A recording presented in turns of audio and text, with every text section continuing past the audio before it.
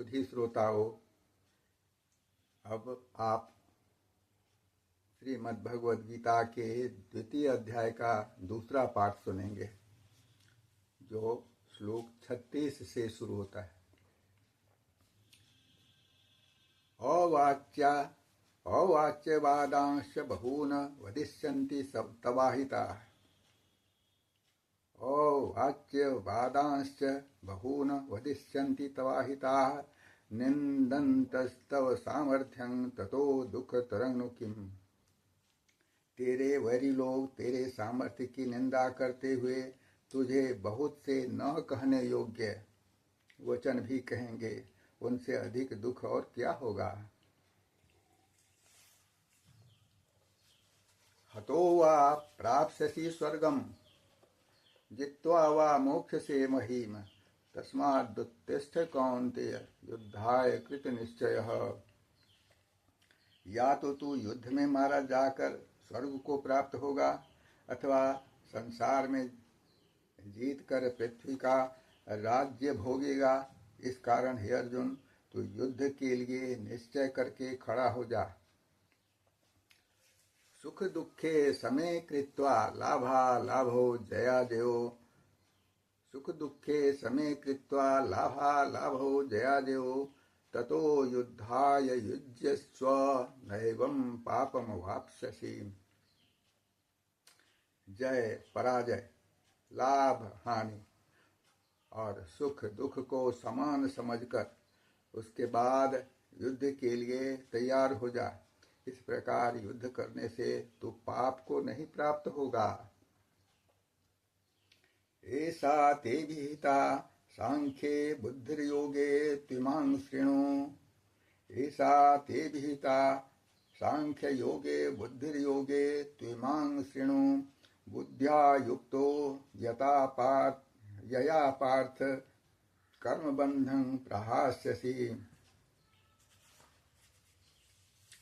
हे पार्थ, यह बुद्धि तेरे लिए ज्ञान योग्य में हे पार्थ, यह बुद्धि तेरे लिए ज्ञान योग के विषय में कही गई, और अब तू इसको कर्म योग के विषय में सुन। इस बुद्धि से युक्त हुआ तू कर्मों के बंधन को भली भांति त्याग देगा, यानी सर्वथा नष्ट कर डालेगा। नेहाभिक्रमनाशोऽस्ति प्रत्यवायो न विद्यते। नेहाभिक्रमनाशोऽस्ति प्रत्यवायो न विद्यते। स्वल्पमप्यस्य धर्मस्य त्रायते महतो भयात्। इस कर्म योग में आरंभ का अर्थात बीज का नाश नहीं है, और उल्टा फलरूप दोष भी नहीं है, बल्कि इस कर्म योग रूप धर्म का थोड़ा सा भी साधन जन्म मृत्यु रूप महान भय से रक्षा कर लेता है।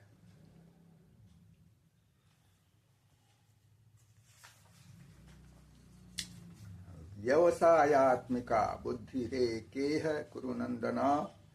व्यवसायात्मिका बुद्धिरेकेह कुरु नंदन। बहुशाखा ह्यनन्ताश्च बुद्धयो व्यवसायिनाम्।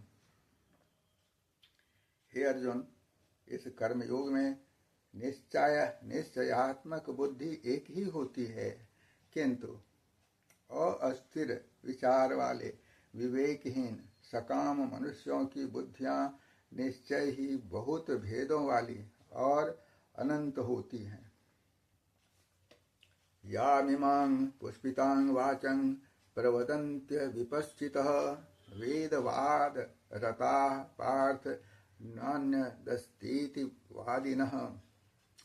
यामिमां पुष्पितां वाचं प्रवदन्त्य विपश्चितः वेदवाद रताः पार्थ नान्यदस्तीति वादिनः। कामात्मानः स्वर्गपरा जन्म कर्म फलप्रदां क्रिया विशेष बहुलां भोगैश्वर्य गतिं प्रति भोगैश्वर्य प्रसक्तानां तयापहृतचेतसां व्यवसायात्मिका बुद्धिः समाधौ न विधीयते।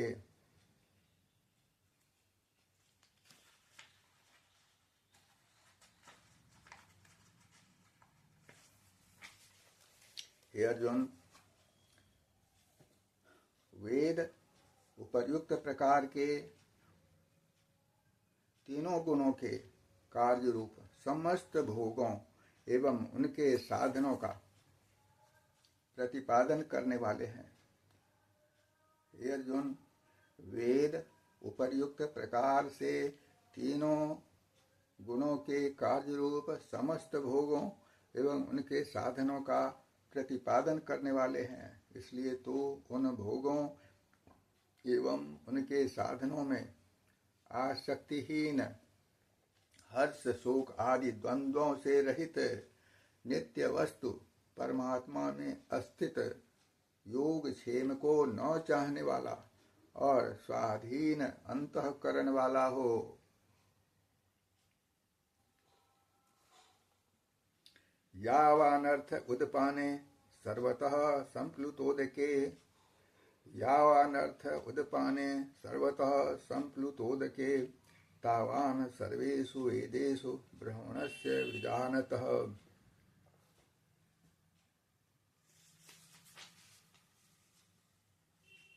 सब ओर से परिपूर्ण जलाशय के प्राप्त हो जाने पर छोटे जलाशय में मनुष्य का जितना प्रयोजन रहता है,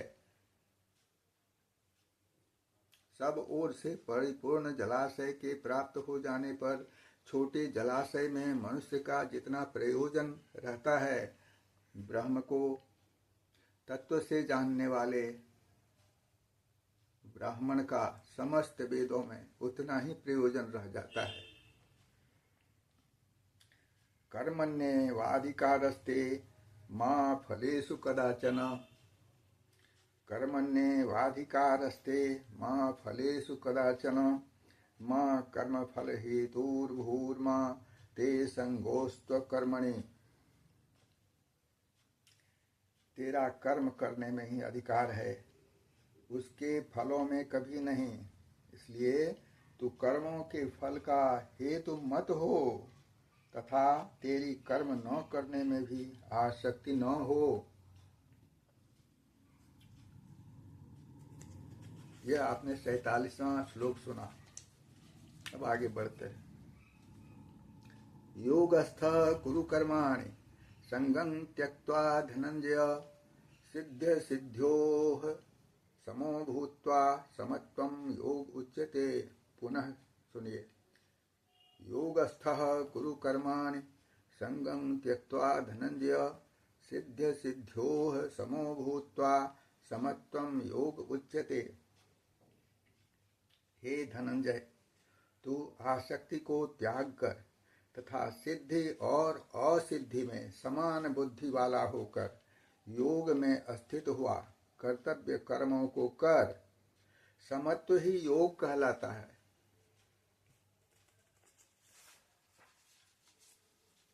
दूरेन ह्यवरं कर्म बुद्धि योगात् धनंजय, दूरेन ह्यवरं कर्म बुद्धि योगात् धनंजय, बुद्धौ शरणमन्विच्छ कृपणाः फल हेतवः। इस समत्व रूप बुद्धि योग से सकाम कर्म अत्यंत ही निम्न श्रेणी का है। इस समत्व रूप बुद्धि योग से सकाम कर्म अत्यंत ही निम्न श्रेणी का है।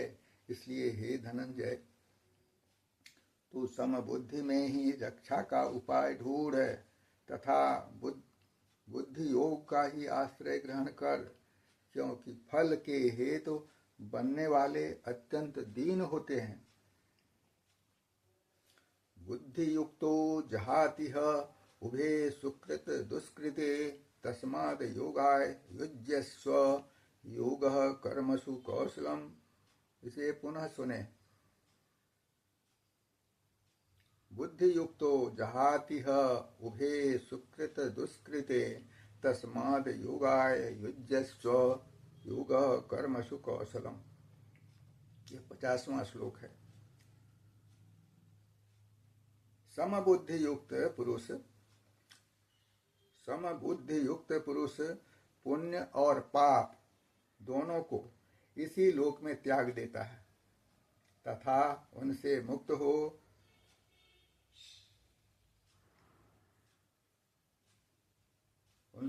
हो जाता है। इससे तू समत्व रूप योग में लग जा। यह समत्व रूप योग ही कर्मों में कुशलता है, अर्थात कर्म बंधन से छूटने का उपाय है। इसे पुनः जाने। समबुद्धि युक्त पुरुष पुण्य और पाप दोनों को इसी लोक में त्याग देता है, अर्थात उनसे मुक्त हो जाता है। इससे तू समत्व रूप योग में लग जा। यह समत्व रूप योग ही कर्मों में कुशलता है, अर्थात कर्म बंधन से छूटने का उपाय है।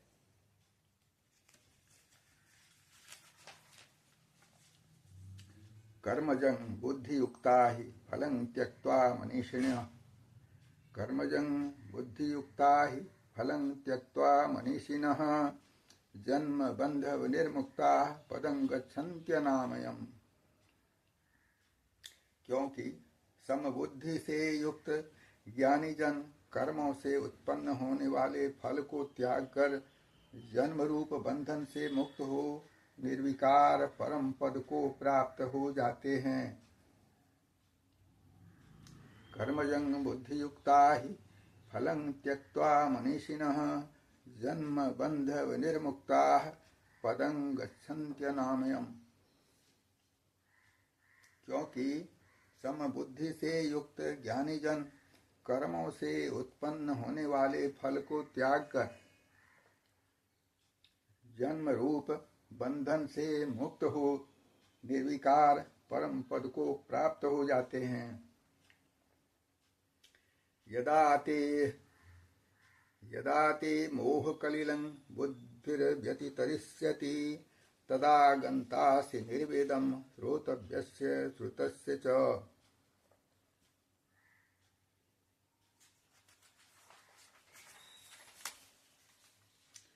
जिस काल में तेरी बुद्धि मोह रूप दलदल को भली भांति पार कर जाएगी, उस समय तू सुने हुए और सुनने में आने वाले इस लोक और परलोक संबंधी सभी भोगों से वैराग्य को प्राप्त हो जाएगा। श्रुति विप्रतिपन्ना ते यदा स्थास्यति निश्चला समाधावचला बुद्धिस्तदा योगम वाप्स्यसि। भांति भांति के वचनों को सुनने से विचलित हुई तेरी बुद्धि जब परमात्मा में अचल और अस्थिर ठहर जाएगी, तब तू योग को प्राप्त हो जाएगा, अर्थात तेरा परमात्मा से नित्य संयोग हो जाएगा। इसको पुनः सुने, मन में उतार ले। श्रुति प्रतिपन्ना ते यदा स्थास्यति निश्चला समाधावचला बुद्धिस्तदा योगम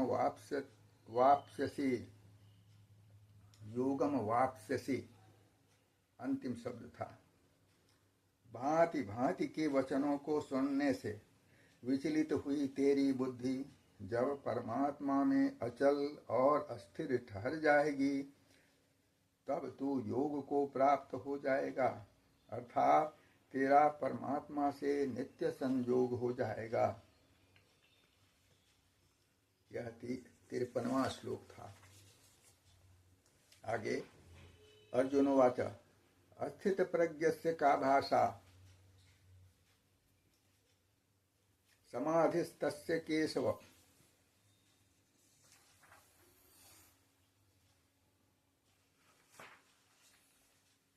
अस्थित प्रज्ञस्य का भाषा समाधिस्थस्य केशव। अस्थितधीः किं प्रभाषेत किमासीत ब्रजेत किम। अर्जुन बोले, हे केशव, समाधि में स्थित परमात्मा को प्राप्त हुए अस्थिर बुद्धि पुरुष का क्या लक्षण है? वह स्थिर बुद्धि पुरुष कैसे बोलता है, कैसे बैठता है और कैसे चलता है? श्री भगवान वाच प्रजहाति यदा कामान सर्वान् पार्थ मनोगतान् आत्मन्येवात्मना तुष्टः अस्थित प्रज्ञस्ततोच्यते। श्री भगवान बोले, हे अर्जुन, जिस काल में यह पुरुष मन में स्थित संपूर्ण कामनाओं को भली भांति त्याग देता है, जिस काल में यह पुरुष मन में स्थित संपूर्ण कामनाओं को भली भांति त्याग देता है और आत्मा से आत्मा में ही संतुष्ट रहता है, उस काल में वह स्थित प्रज्ञ कहा जाता है। दुःखेष्वनुद्विग्न मनाः सुखेषु विगत स्पृहः वीतराग भय क्रोधः अस्थित धीर मुनिरुच्यते। दुखों की प्राप्ति होने पर जिसके मन में उद्वेग नहीं होता, सुखों की प्राप्ति में जो सर्वथा निष्पृह है तथा जिसके राग भय और क्रोध नष्ट हो गए हैं, ऐसा मुनि अस्थिर बुद्धि कहा जाता है।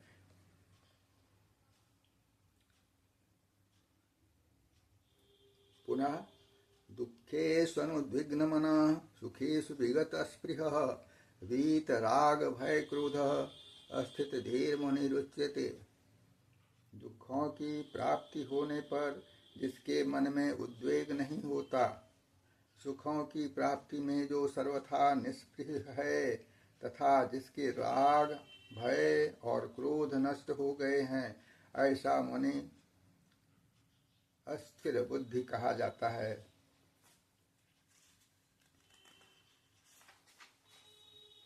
यह सर्वत्रानभिस्नेहस्तत्तत्प्राप्य शुभाशुभं नाभिनन्दति न द्वेष्टि तस्य प्रज्ञा प्रतिष्ठिता।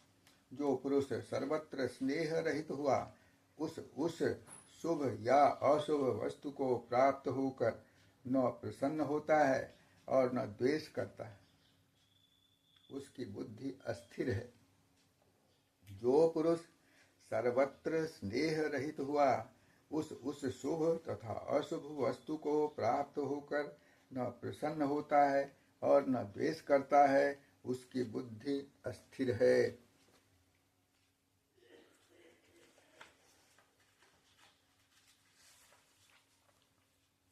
यदा संहरते चायं कुर्मुंगानीव सर्वशः इंद्रियाणीन्द्रियार्थेभ्यस्तस्य प्रज्ञा प्रतिष्ठिता। और कछुआ सब ओर से अपने अंगों को जैसे समेट लेता है, वैसे ही जब यह पुरुष इंद्रियों के विषयों से इंद्रियों को सब प्रकार से हटा लेता है, तब उसकी बुद्धि अस्थिर है, ऐसा समझना चाहिए। विषया विनिवर्तन्ते निराहारस्य देहिनः रसवर्जं रसोप्यस्य परं दृष्ट्वा निवर्तते। इंद्रियों के द्वारा विषयों को ग्रहण न करने वाले पुरुष के भी केवल विषय से निवृत्त हो जाते हैं।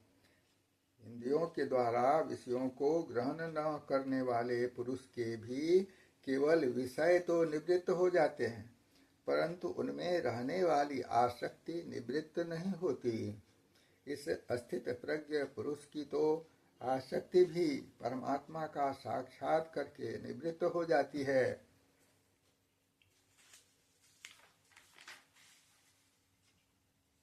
यततो ह्यपि कौन्तेय पुरुषस्य विपश्चितः इंद्रियाणि प्रमाथीनि हरन्ति प्रसभं मनः।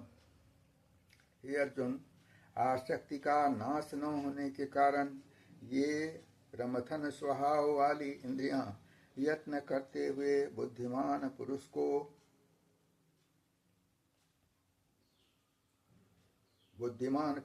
के मन को भी बलात् हर लेती है। आसक्ति का नाश न होने के कारण ये प्रमथन स्वभाव वाली इंद्रियां यत्न करते हुए बुद्धिमान पुरुष के मन को ही बलात् हर लेती हैं। ये 60वां श्लोक आपने सुना। आगे बढ़ते हैं। तानि सर्वाणि संयम्य युक्त आसीत मत्परः वशे हि यस्येन्द्रियाणि तस्य प्रज्ञा प्रतिष्ठिता। इसलिए साधक को चाहिए कि वह उन संपूर्ण इंद्रियों को वश में करके समाहित चित्त हुआ मेरे परायण होकर ध्यान में बैठे, क्योंकि जिस पुरुष की इंद्रियां वश में होती हैं उसी की बुद्धि अस्थिर हो जाती है। ध्यायतो विषयान् पुंसः संगस्तेषुपजायते संगात संजायते कामः कामात् क्रोधो विजायते। इसे पुनः सुने।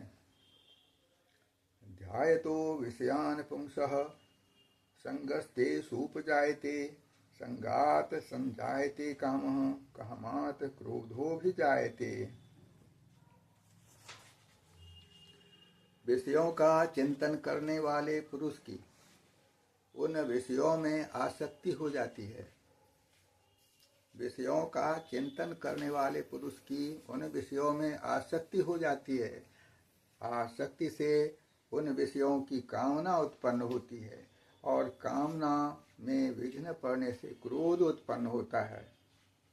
क्रोधाद भवति सम्मोहः सम्मोहात् स्मृति विभ्रमः स्मृति भ्रंशात् बुद्धिनाशो बुद्धिनाशात् प्रणश्यति। क्रोध से अत्यंत मूढ़ भाव उत्पन्न हो जाता है। मूढ़ भाव से स्मृति में भ्रम हो जाता है। स्मृति में भ्रम हो जाने से बुद्धि अर्थात ज्ञान शक्ति का नाश हो जाता है और बुद्धि का नाश हो जाने से यह पुरुष अपनी स्थिति से गिर जाता है। इसे मैं पुनः सुनाता हूँ। क्रोधाद भवति सम्मोहः सम्मोहात् स्मृति विभ्रमः स्मृति भ्रंशात् बुद्धिनाशो बुद्धिनाशात् प्रणश्यति। क्रोध से अत्यंत मूढ़ भाव उत्पन्न हो जाता है। मूढ़ भाव से स्मृति में भ्रम हो जाता है। स्मृति में भ्रम हो जाने से बुद्धि अर्थात ज्ञान शक्ति का नाश हो जाता है और बुद्धि का नाश हो जाने पर यह पुरुष अपनी स्थिति से गिर जाता है। राग द्वेष युक्तैस्तु विषयानिन्द्रियैश्चरन् आत्मवश्यैर्विधीयात्मा प्रसादमधिगच्छति।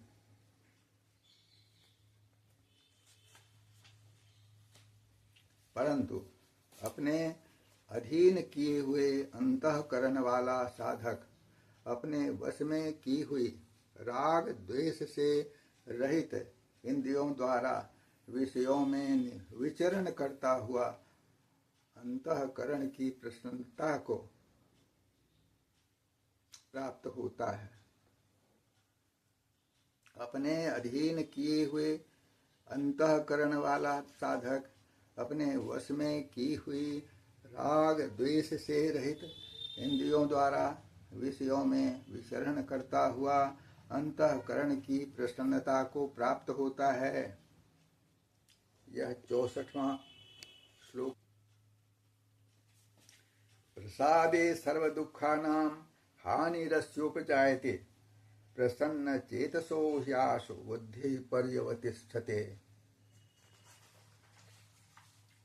अंतःकरण की प्रसन्नता होने पर इसके संपूर्ण दुखों का अभाव हो जाता है।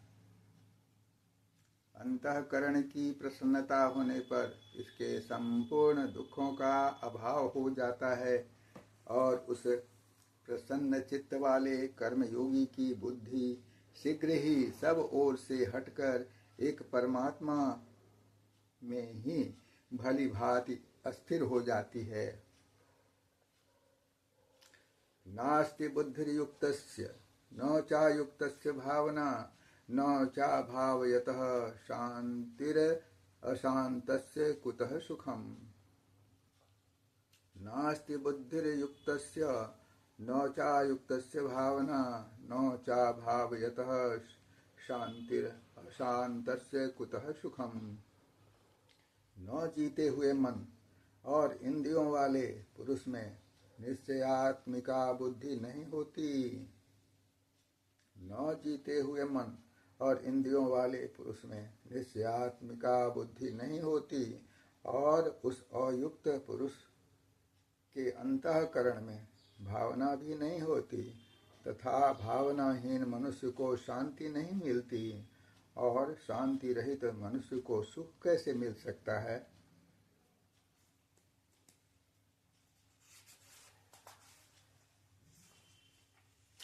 इंद्रियाणाम ही चरताम यन्मनोनुविधीयते तदस्य हरति प्रज्ञाम वायुर्नावमि वाम्भसि।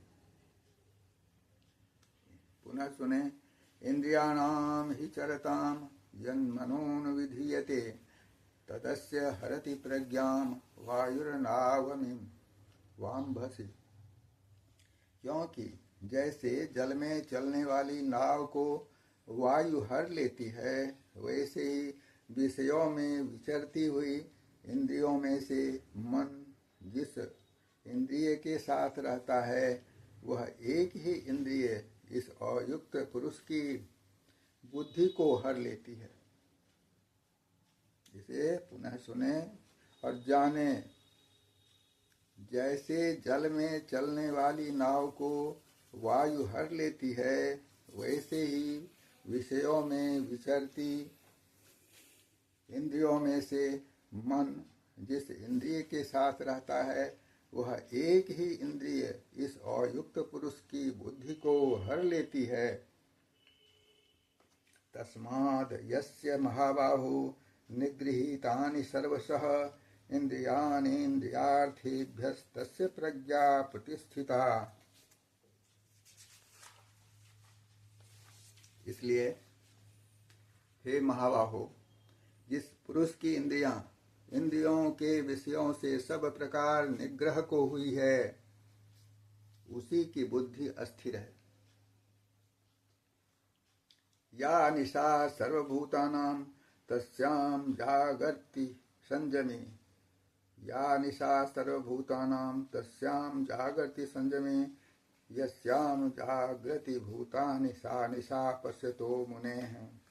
संपूर्ण प्राणियों के लिए जो रात्रि के समान है उस नित्य ज्ञान स्वरूप परमानंद की प्राप्ति में स्थित प्रज्ञ योगी जागता है और जिस नाशवान सांसारिक सुख की प्राप्ति में सब प्राणी जागते हैं परमात्मा के तत्व को जानने वाले मुनि के लिए वह रात्रि के समान है।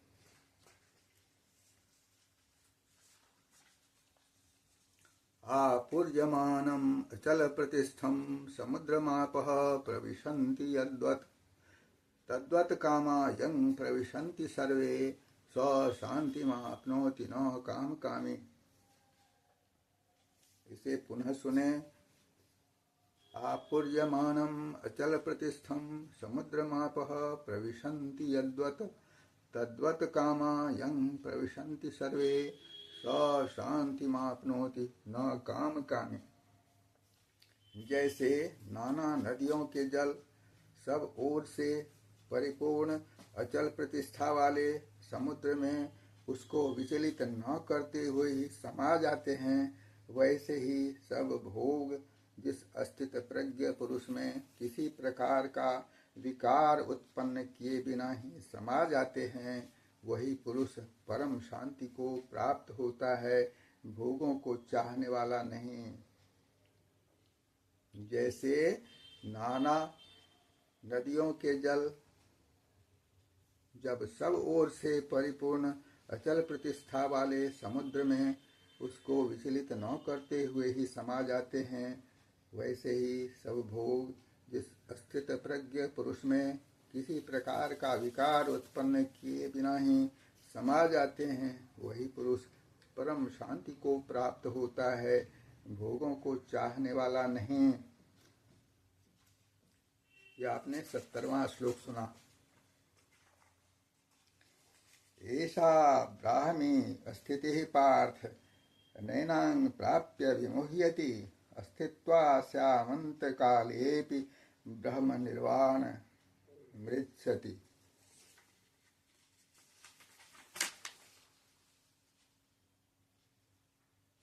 सॉरी, पहले आपने 70वां श्लोक सुना था, अब 71वां जो छूट रहा था उसे सुने।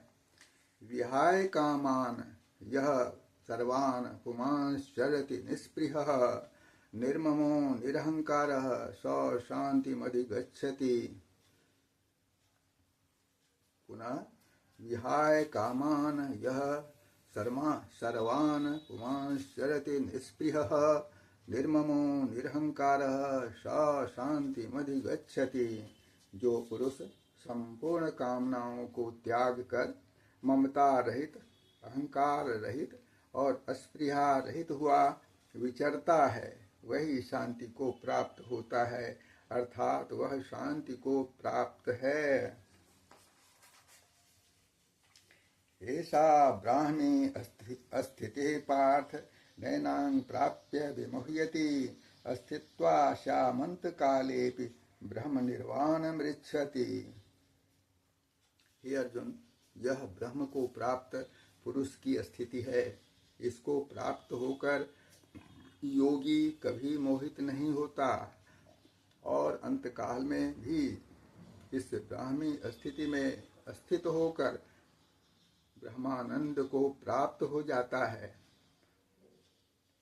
ओम तत्सदिति श्रीमद्भगवद्गीतासूपनिषत्सु ब्रह्म विद्यायां योग शास्त्रे श्री कृष्णार्जुन संवादे सांख्य युगो नाम द्वितीयोऽध्यायः।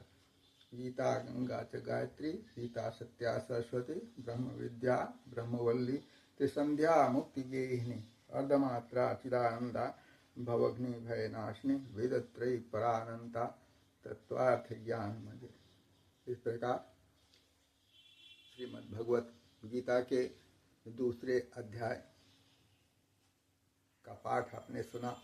आप सब बड़े भाग्यशाली हैं।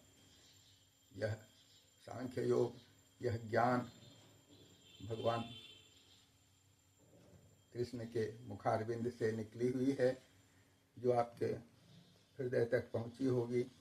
आप इसे हृदयंगम कर जीवन भर आनंदित होते रहें, याद करते रहें भगवान श्री कृष्ण को, गीता का पाठ करते रहें, सुनते रहें, रुचिपूर्वक, श्रद्धापूर्वक, विश्वासपूर्वक। यह आपके लिए पुण्य की वृद्धि करेगा, कल्याण की वृद्धि करेगा, विश्व का कल्याण हो।